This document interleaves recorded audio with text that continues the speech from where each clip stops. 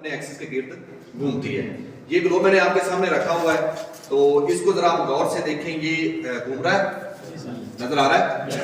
अच्छा, इसकी डायरेक्शन क्या है, क्लॉकवाइज है या एंटी क्लॉकवाइज? एंटी क्लॉकवाइज, ठीक है ना। मतलब ये उल्टे हाथ घूम रहा है और ये एज इट जैसे हमारी जमीन खला के अंदर घूम रही है, ये बिल्कुल उन्होंने उसी का नक्शा आपको बना के दिखाया है। अच्छा, इसका एंगल आप देख रहे हैं थोड़ा सा टेढ़ा है, इसका एंगल क्या है, थोड़ा सा टेढ़ा है, ठीक है।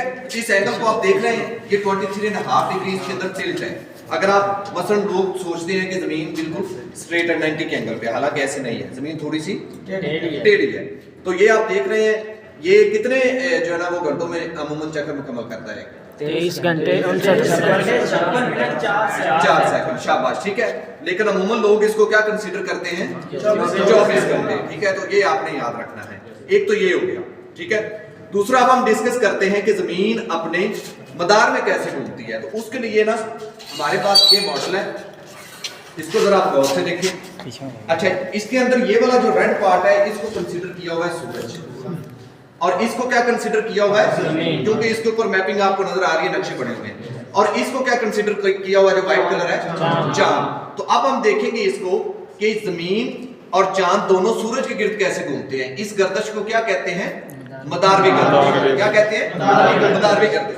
तो आइए हम इसको जो है ना वो देखते हैं। ये देखें जरा, ये मूव कर रही है, देख सकते हैं आप, ठीक है। तो ये जो घूम रही है, इसको हम क्या कहते हैं? मदारवी गर्दश।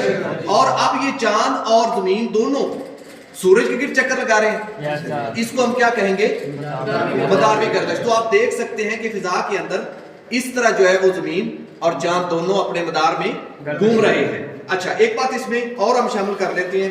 चले, हम इसको स्टार्ट कर चुके हैं, तो देखते हैं। अब हमने देखना है कि सूरज ग्रेन और चांद ग्रेन क्या होता है। हम अमूमन देखते हैं ना, सुनते भी हैं, खबरों के अंदर भी सुनते हैं। तो इसमें ना दो तरह की ये लेबलिंग की हुई है। ये चांद की उसने मतलब आपको लेबल करके दिखा दिया है कि कौन सी तारीख को चांद कैसा दिखता है। मसलन अगर पहली तारीख होगी तो फिर चांद कैसा नजर आता है, 14 होगी तो फिर कैसा नजर आता है। तो ये आप इसको गौर से देख सकते हैं। अच्छा, अब हमने देखना है कि जी चांद ग्रेन क्या होता है। जब जमीन गर्दश करते हुए चांद और सूरज के दरमियान आ जाती है, तो उसको हम क्या कहते हैं? चांद ग्रेन। अब हम देखते हैं कि ये लाइट हमने ऑन कर दी। अब जो है ना जमीन के इस हिस्से पे सूरज की शुआएं पड़ रही हैं, और इस हिस्से में क्या है? डे, और इस हिस्से में क्या है? नाइट। तो अब हम देखते हैं कि जी ये जो चांद ग्रेन है वो कैसे होता है। तो ये गर्दश करते हुए चांद जमीन की दूसरी जगह पे चला गया है, दूसरी साइड पे चला गया है। तो अब सूरज की शुआएं जमीन पे पड़ रही हैं और जमीन का साया जो है वो चांद पे पड़ रहा है। तो अब ये क्या हो गया है? चांद ग्रेन। और इसी तरह जो दूसरा है उसको हम क्या कहते हैं? सूरज ग्रेन। तो सूरज ग्रेन की डेफिनेशन क्या है कि जी जब चांद गर्दश करता हुआ जमीन और सूरज के दरमियान आ जाए, तो उसको हम क्या कहते हैं? सूरज ग्रेन। तो अब हम उस एक्टिविटी को देखते हैं जी। इसको जरा आप गौर से देखना है आपने। ये चांद गर्दश करते हुए जमीन और सूरज के बिल्कुल दरमियान आ गया।